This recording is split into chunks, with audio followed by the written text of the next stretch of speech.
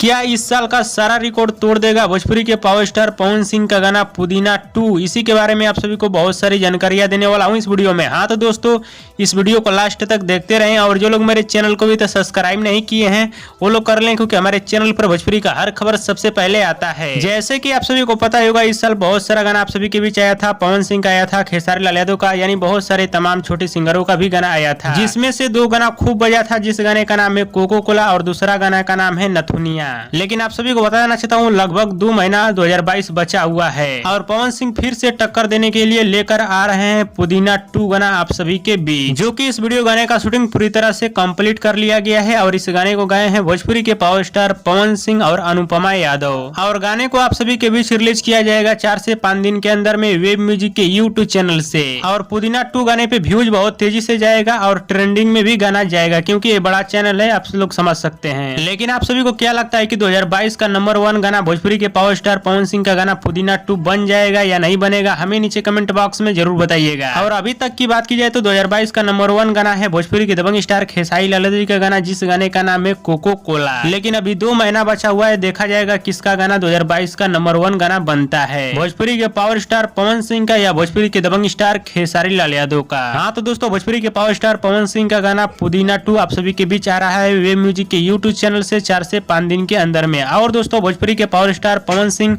और भोजपुरी के दबंग स्टार खेसारी लाल यादव जी का वीडियो पसंद है तो ज्यादा लाइक करें, कमेंट करें, शेयर करें, सब्सक्राइब करें। धन्यवाद दोस्तों।